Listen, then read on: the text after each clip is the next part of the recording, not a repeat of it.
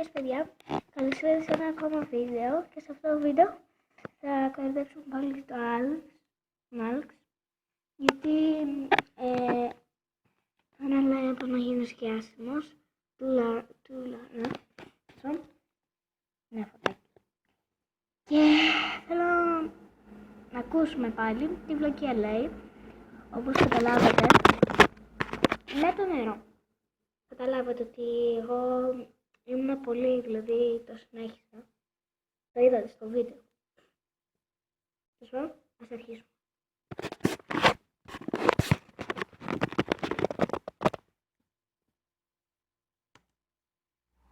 Γεια! Σήμερα θα σας μιλήσω για το πώς μπορείς να γίνεις διάσημος διαδικτυακά και τι ωφέλη μπορεί να έχεις από αυτό στην καθημερινή ζωή σου. Volume 2.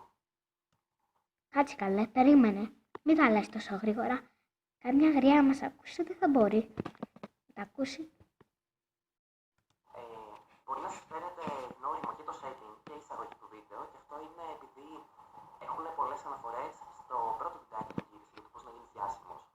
Σε αυτό το βίντεο θέλω να αναλύσω λίγο τη μέθοδο του να γίνεις διάσημος διαδικτυακά που ακολούθησα εγώ.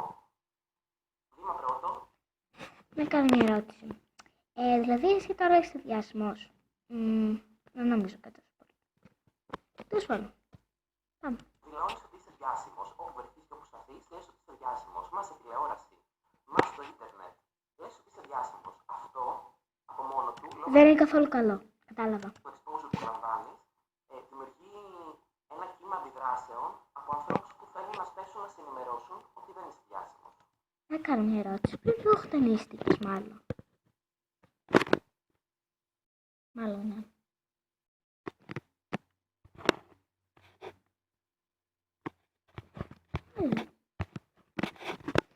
Συγγνώμη για το ταρακούνημα. Το πόνι σου μπορεί να γεννήσει μεγαλύτερες αντιδράσεις και πιο πολλές αντιδράσεις αν κάνεις πράγματα τα οποία εκνευρίζουν το κοινό. Ξέρω ότι το ελληνικό κοινό έχει ένα θέμα με τη φιλιπρέπεια, έχει ένα θέμα ομοφοβίας γενικότερο, οπότε πάτησα σε αυτό. Ξέρω ότι υπάρχουν άνθρωποι που Ναι, άμα μπείτε, θα δείτε ότι σε κάποια βίντεο κάνει τσιγάρο. Μπορεί να το κάνει και τώρα. εκνευριστούν με το κάπνισμα, οπότε Ορίστε. Να ξέρετε όμως ότι αυτό δεν είναι ωραίο, γιατί είναι λίγο... Εντάξει. Να ανοίξεις τσιγάρο την ώρα που κάνεις βίντεο. Εντάξει. Έλεος. ορίστε. Ξέρω ότι έχουν θέμα με την έννοια ψωνίζομαι γενικότερα. Ξέρω ότι έχουν θέμα με την κακή αντίληψη τέχνης, οπότε Κύριε, μήπως είστε λίγο ψώνιο.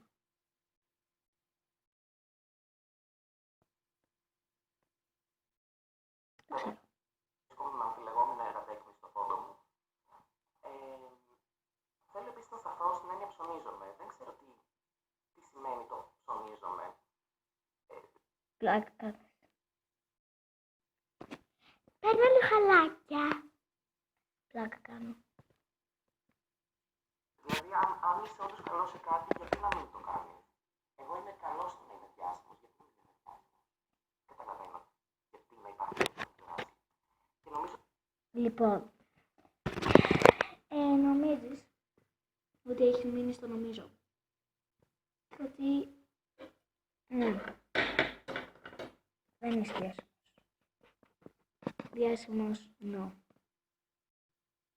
Είναι συνεχώς να λέω, yes παιδιά, είμαι διάσημη. Επειδή ανεβάζει βίντεο στο YouTube. Ναι, καλά, δεν είναι και τόσο... Πώς να βγεις σε μια τηλεόραση. Από το να βάζει βίντεο στο YouTube. Και να το βλέπουμε... έχω κάνει τόσα catchphrases ανά τα έτη. Δηλαδή, έχετε χρησιμοποιήσει όλοι σας catchphrases από αυτά που έχω βγάλει εγώ. Μισό λεπτάκι.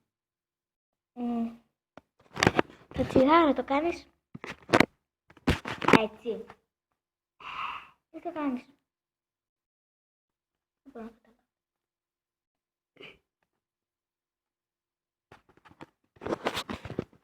Ας συνεχίσουμε γιατί έχουμε χαλάσει 4 λεπτά σε βλακίες. Το βίντεο είναι 3 και έχουμε χαλάσει 5. Τέλος πάντων. Πάει Φελίσια. Τελευταία μου επιτυχία. Πριν από αυτό ακραία οργισμένος. Πριν από αυτό δεν έχεις μέλλον κουκλίτσα μου. Πριν από αυτό έχω 4 λέξεις για σένα. Άσε κουκλίτσα. Άσε μας, κουκλίτσα μου. Άσε μας, κουκλίτσα μου. 3 λέξεις. Άσε μας, κουκλίτσα μου. 3.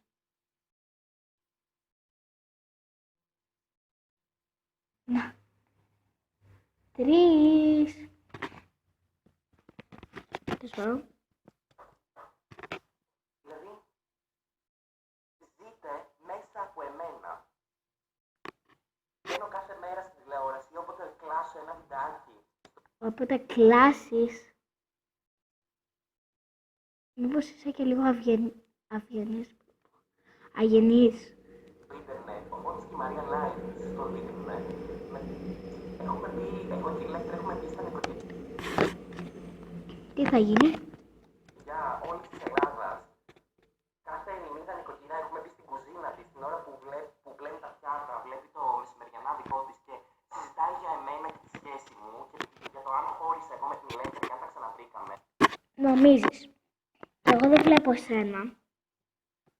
Ούτε καν like στο βίντεο σου έχω κάνει. Κοιτάξτε. Και λες ότι είσαι διάσημος. Και είσαι μόνο 4.597 subscribers. Καλά, οι προβολές ήταν 108.000. Εντάξει, το λέω για τις προβολές.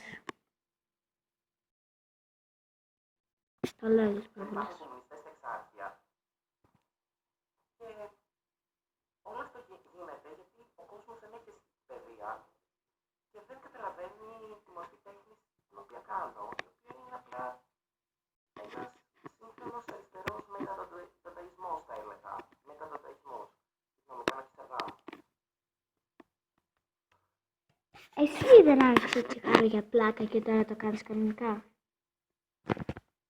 Νομίζω ότι το έκλεισες.